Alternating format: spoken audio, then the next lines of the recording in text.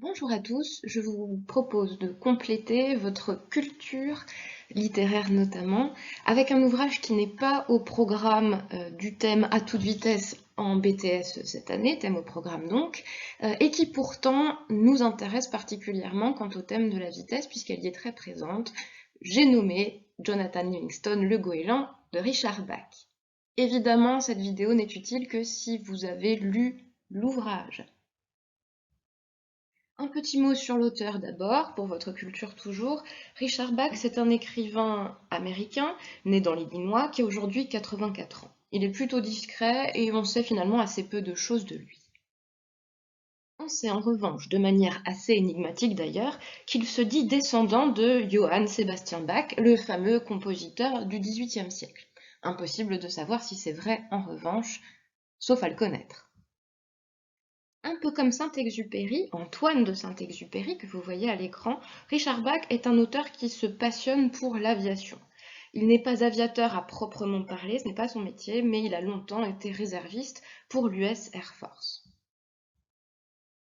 Toujours un peu comme Saint-Exupéry, cette passion pour l'aviation va marquer l'ensemble de son œuvre, qui comporte plus d'une vingtaine d'ouvrages, des romans pour l'essentiel, mais aussi des essais ou des nouvelles. Les trois couvertures de trois romans différents à l'écran sont assez explicites à ce sujet, je pense. En 1970, il fait paraître Jonathan Livingston Le Goéland, son œuvre restée la plus célèbre et qui obtient d'emblée un grand succès. Et toujours comme Saint-Exupéry, il explore dans Jonathan Livingston le genre du conte allégorique. Si le Petit Prince évolue et grandit dans l'espace de planète en planète, Jonathan Livingston, lui, effectue son parcours initiatique dans l'espace céleste, dans les cieux, dans le grand bleu. Ce personnage oiseau puise aussi au genre de la fable animalière, comme chez La Fontaine que vous connaissez bien. L'animal devient ici en effet un miroir de l'homme, finalement, du lecteur, tout en maintenant, puisqu'il est un animal, la distance nécessaire à la réflexion. Concernant l'œuvre elle-même, eh bien, je ne vais pas vous proposer ici un résumé. Cette vidéo n'a pas vocation à remplacer la lecture de l'œuvre, et rien d'ailleurs ne peut jamais remplacer la lecture d'une œuvre. En revanche, je vais vous donner quelques éléments pour éclairer le récit, à vous de le lire. Il est très court en plus, très rapide et très accessible, ne vous en privez pas. Penchons-nous par exemple sur la structure assez intéressante et facile à comprendre. Structure de l'œuvre en trois parties. Dans la première partie du récit, Jonathan Livingston est dans une phase de séparation de son clan avec lequel les choses ne se passent pas bien, ils ne se comprennent pas. C'est donc une phase où il prend son envol, où il gagne la liberté et il va aller vers un nouveau clan à la fin de cette première partie. Deuxième partie, eh bien, Jonathan Livingston entre dans comme tout récit initiatique, il entre dans une phase de formation. C'est l'initiation du héros, jusqu'à ce qu'il devienne lui-même à son tour maître et guide du jeune Fletcher qu'il rencontre à la fin de la deuxième partie. Troisième partie enfin, eh bien puisqu'il est accompli, c'est l'heure maintenant de la transmission et de l'élévation de la pensée des autres goélands restés sur Terre et qu'il va aller rencontrer et ouvrir à cette discipline et à cette vision du monde qu'il a découverte. C'est donc une phase d'accomplissement. Autre élément important à avoir à l'esprit, dans ce récit proche d'un récit ou d'un conte merveilleux à plusieurs égards, les personnages ne sont que des goélands. Aucun autre être n'apparaît dans ce récit, ni d'autres animaux, ni aucun humain. Donc on a eu affaire uniquement à des goélands, ce qui renforce l'aspect symbolique du récit, puisqu'on est vraiment en vase clos, dans une sorte de bulle ou de monde où seuls les goélands existent. Alors pourquoi s'intéresser à cette drôle de fable avec pour personnage un goéland qui ne figure pas dans la bibliographie du programme officiel? Eh bien parce que toute l'initiation du héros, tout son parcours, va reposer sur un ingrédient essentiel tout au long du récit, la vitesse. Nous essaierons donc de piocher dans le récit des éléments de réponse aux questions suivantes. D'abord, quel rôle au pluriel la vitesse joue-t-elle dans le récit et de quoi est-elle la métaphore? Dès le chapitre 2, nous découvrons que la vitesse fait partie intégrante de la personnalité et de la vie de Jonathan Livingston et que c'est une passion pour lui. Par exemple, l'objet de son étude était maintenant la vitesse, et en une semaine d'entraînement, il apprit plus sur la vitesse que n'en savait le plus rapide des goélands vivants. Battant des ailes de toutes ses forces à une hauteur de 300 mètres, il se retournait pour piquer à tombeau ouvert vers les vagues, et il comprit alors pourquoi les goélands s'abstiennent de s'engager dans des piquets prolongés. En moins de 7 secondes, il atteignait les 110 km à l'heure, vitesse à laquelle les ailes des goélands deviennent instables.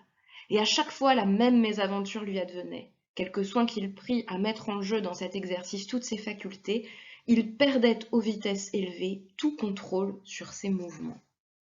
Donc on comprend d'emblée que la vitesse, c'est un objectif, un but, une quête pour Jonathan Livingston, qu'il fait beaucoup d'efforts pour la dépasser, mais que cette passion, c'est aussi un danger, que c'est une passion dangereuse, et surtout que cette passion, c'est un obstacle à vaincre. Cet obstacle étant d'abord les limites de son propre corps. Quelques pages plus loin, on peut lire aussi, après de gros efforts déjà fournis par Jonathan, que il fit un terrible effort qui fut couronné de succès. En 10 secondes, Jonathan dépassa les 135 km à l'heure, établissant ainsi un record mondial de vitesse pour goéland. Mais bien court fut son triomphe. À l'instant où il amorçait sa ressource, quand il voulut modifier l'angle d'attaque de ses ailes, il fut victime du même incontrôlable et terrible désastre que précédemment, mais cette fois à 135 km à l'heure. Cela fit sur lui l'effet de la dynamite. Jonathan le goéland s'écartela littéralement au milieu des airs et s'écrasa sur une mer dure comme une pierre.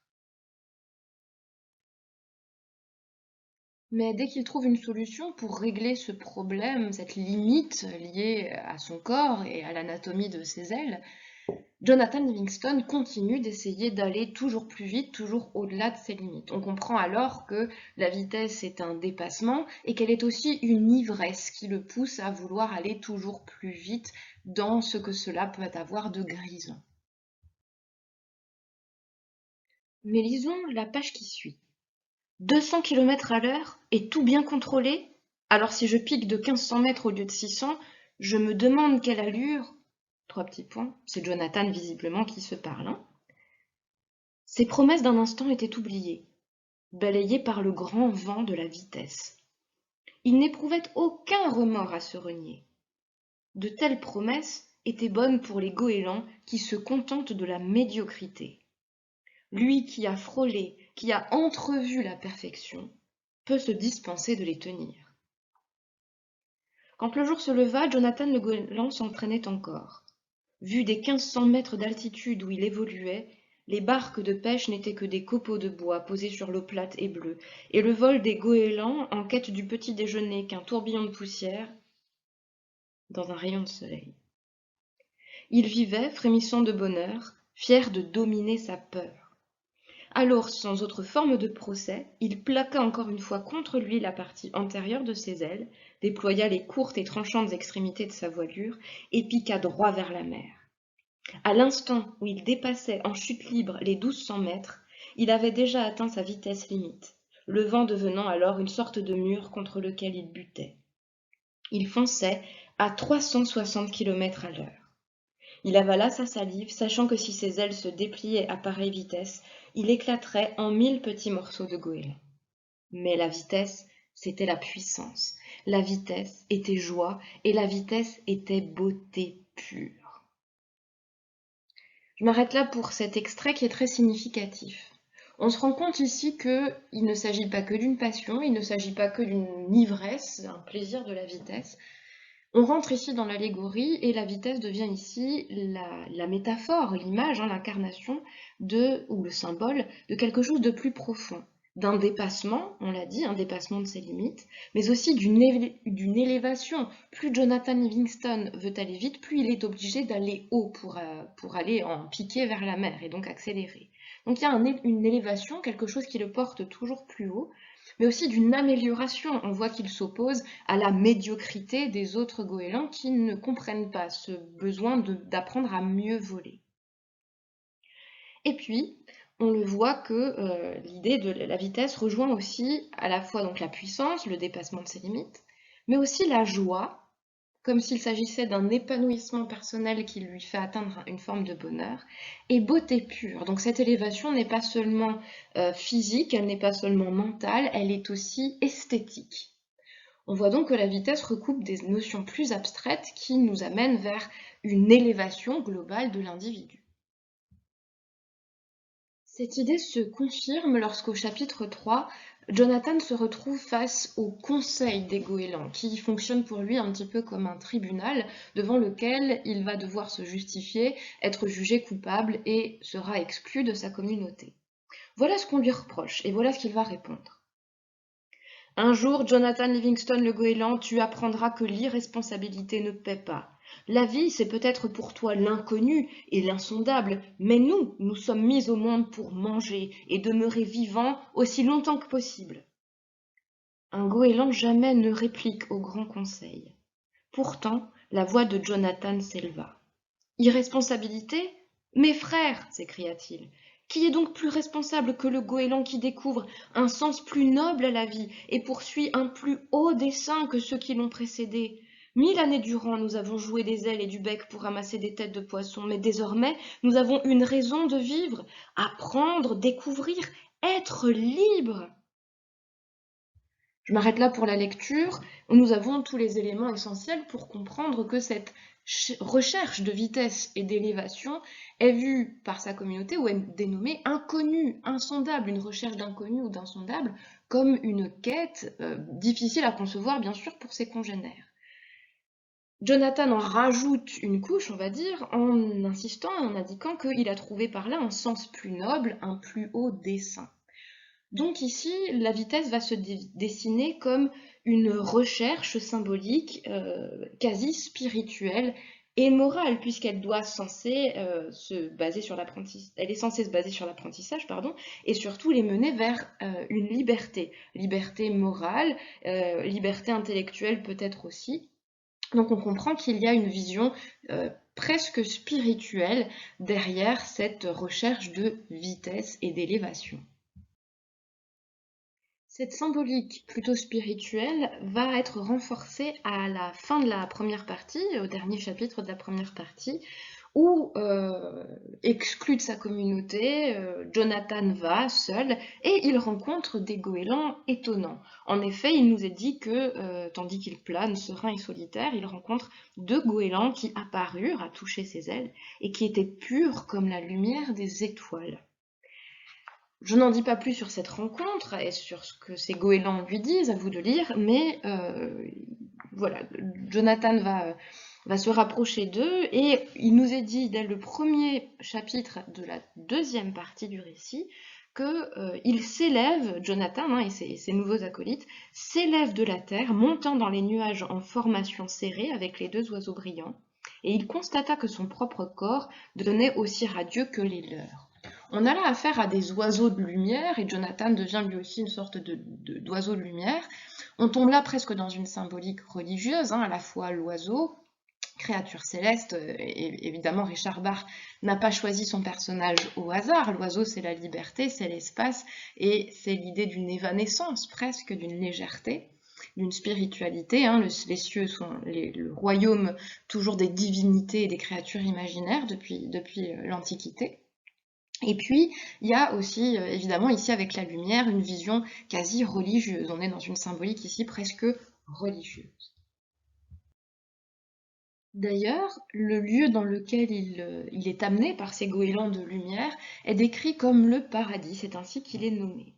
Et dans ce paradis, nul ange ou il n'y a là rien de religieux dans la description qui en est faite, en revanche, mais ce paradis est représenté par une forme de lieu ou de domaine de totale liberté, et liberté au sens d'absence de limite. C'est ce que semble découvrir Jonathan jusqu'à ce qu'il bute contre les limites suivantes. Voilà ce qui est écrit.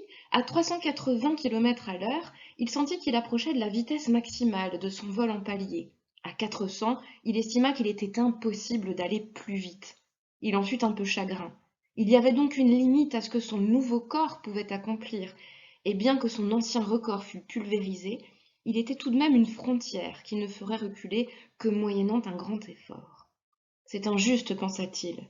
Il ne devrait pas y avoir de telles limites au paradis. Je m'arrête là pour la lecture, mais on comprend ici quelque chose. Il y a une étape qui s'est passée, il a atteint une forme de paradis, comme c'est écrit, son corps a changé, et on est passé dans la deuxième partie du récit. Donc, une première initiation a été accomplie, et cette initiation se traduit par le fait qu'il ait pu doubler sa vitesse, il peut être 2 fois plus agile, 2 fois plus rapide, 2 fois plus léger, 2 fois plus à l'aise dans le ciel. Pourtant, une limite reste encore à atteindre. On comprend donc qu'on est au début de la deuxième partie et que cette initiation doit se poursuivre. Et c'est toujours à travers la vitesse que l'on perçoit à la fois l'évolution du héros et le chemin qui lui reste à faire. Mais quelle est cette étape supplémentaire? Eh bien, dans le chapitre 2 de la deuxième partie, c'est Sullivan, celui qui va former Jonathan, qui nous donne un indice, une piste, en expliquant à Jonathan la chose suivante, alors que Jonathan lui dit « Dans l'univers d'où je viens, ils étaient, parlant des autres, des milliers et des milliers de goélands ?»« Je le sais, » répond Sullivan qui hocha la tête. La seule réponse que je puisse te faire, Jonathan, c'est que je n'ai jamais rencontré sur 1 million d'oiseaux un seul qui fût semblable à toi. Pour la plupart, nous progressons si lentement. Nous passons d'un monde dans un autre qui lui est presque identique, oubliant sur-le-champ d'où nous venons, peu soucieux de comprendre vers quoi nous sommes conduits, ne vivant que pour l'instant présent.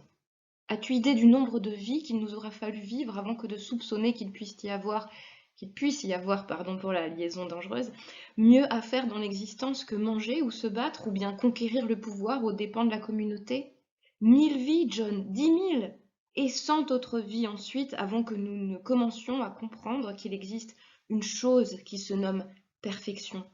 Et 100 autres encore pour admettre que notre seule raison de vivre est de dégager cette perfection et de la proclamer. Cette règle est toujours valable pour nous, bien sûr, car nous ne choisissons le prochain monde où nous vivrons qu'en fonction de ce que nous apprenons dans celui-ci. N'apprenons rien et le prochain monde sera identique, avec les mêmes poids morts à soulever, les mêmes interdits à combattre. Il déploya ses ailes et se tourna face au vent. Mais toi, John, tu en as tant appris en une seule vie que tu n'as pas eu à voyager au travers de 1000 vies avant d'atteindre celle-ci. Ici, la vitesse devient une autre vitesse. Elle devient une vitesse de réflexion, une vitesse de compréhension et d'apprentissage qui permet à Jonathan d'évoluer spirituellement dans la compréhension de l'existence bien plus vite que les autres. Donc ici, la vitesse devient une forme de sagesse qui lui permet d'atteindre un sens que les autres goélands, notamment ceux de son clan, n'ont pas encore compris. Nous sommes toujours dans le deuxième chapitre de la deuxième partie, chapitre qui incarne le mieux le basculement vers la philosophie et une réflexion plus métaphysique. Et c'est justement l'apparition du personnage de Chiang, cet ancien sage qui semble régner en quelque sorte sur ce paradis des goélands de lumière. Voilà ce que va dire Chiang à Jonathan alors qu'ils dialoguent tous les deux. Le paradis, dit-il, n'est pas un espace et ce n'est pas non plus une durée dans le temps. Le paradis, c'est simplement d'être soi-même parfait. Il demeura un moment silencieux et ajouta : Tu es, n'est-il pas vrai, un oiseau très rapide ? J'aime la vitesse, balbutia Jonathan, interloqué mais fier de ce que l'ancien lui remarquait. Sois persuadé, Jonathan, que tu commenceras à toucher au paradis à l'instant même où tu accéderas à la vitesse absolue. Et cela ne veut pas dire au moment où tu voleras à 1500 km à l'heure ou à 1500 000 km à l'heure, ou même à la vitesse de la lumière. Car tout nombre nous limite, et la perfection n'a pas de borne. La vitesse absolue, mon enfant, c'est l'omniprésence. Sans avertissement, Chiang disparut pour simultanément apparaître à une quinzaine de mètres de distance, puis il s'éclipsa à nouveau, et dans le même milliardaire de seconde, il était déjà là, revenu à toucher l'épaule de Jonathan. Tu verras, cela peut être assez drôle. Jonathan fut si éberlué de ce qu'il venait de voir qu'il en oublia de poser ses questions à propos du paradis. Que se passe-t-il dans ce petit extrait ? Eh bien, on passe là encore une étape, on comprend que la vitesse, la quête de dépassement de Jonathan n'a rien à voir avec une vitesse physique, comme s'il s'agissait d'un véhicule, mais qu'elle a davantage à voir avec la pensée, et donc cela renforce bien sûr l'idée que la vitesse est ici la métaphore d'une élévation spirituelle, intellectuelle, philosophique et morale. Cette idée va s'incarner de manière presque merveilleuse ou fantastique dans le concept de vitesse de la pensée que Chiang va enseigner à Jonathan pour le faire évoluer dans son initiation. Et voilà ce qu'il lui dit. Pour voler à la vitesse de la pensée vers tout lieu existant, il te faut commencer par être convaincu que tu es déjà arrivé à destination. Selon Chiang, la bonne méthode pour Jonathan consistait à cesser de se considérer lui-même comme pris au piège d'un corps limité par les 3 dimensions, ayant une envergure d'1,7 m et dont les déplacements pouvaient être tracés sur un planisphère. Le secret de Chiang ne pouvait résider que dans la conviction absolue que son être, aussi parfait qu'un nombre imaginé et pas encore transcrit en chiffres, était partout présent dans la durée et dans l'espace. On voit donc qu'ici, la vitesse va coïncider avec la pensée, avec quelque chose d'intangible, et avec l'idée d'une immensité, d'un infini, qui est bien sûr celui de la pensée, qui, paradoxalement, ou comparativement au corps, n'a pas de limite. Et c'est exactement toute cette démarche, toute cette élévation et toute cette découverte de plus en plus subtile vers une vitesse qui est celle de la pensée, de la réflexion et de la sagesse, que Jonathan essaiera de transmettre à ses élèves, puisqu'il deviendra maître, guide à son tour dans la 3e partie du récit. C'est d'ailleurs cette notion d'une vitesse des idées et de la pensée qui sera très difficile à comprendre pour ses élèves. L'auteur insiste beaucoup là-dessus dans la 3e partie, justement. Allez, résumons pour finir, pour voir un petit peu quels sont les éléments de réponse à notre question, quels sont les rôles de la vitesse dans ce récit, et puis de quoi peut-elle être la métaphore. Eh bien, on peut rappeler d'abord que la vitesse, c'est d'abord la quête du personnage, et donc, puisque c'est la quête du héros, c'est aussi le fil conducteur du récit. On peut aussi, toujours au niveau simplement du personnage, rappeler que c'est un élément caractéristique de son identité, puisque Jonathan Livingston est rapide à tout niveau, autant dans son vol, dans ses prouesses techniques et physiques, que dans sa pensée, dans sa réflexion et dans sa capacité d'apprendre. Ensuite, la vitesse est, on l'a vu, métaphore de l'obstacle à vaincre, du dépassement de soi et de ses limites. Elle est aussi, surtout à partir du basculement plutôt philosophique du récit dans la 2e partie, métaphore d'une élévation morale, spirituelle, philosophique. Ainsi, Jonathan atteint un niveau supérieur de compréhension de l'existence. Enfin, dans ce que lui apprend le fameux sage Chiang, on comprend que la vitesse absolue est en fait celle de la pensée, cette capacité qui n'a pas de limite et qui permet d'embrasser l'existence de manière beaucoup plus large.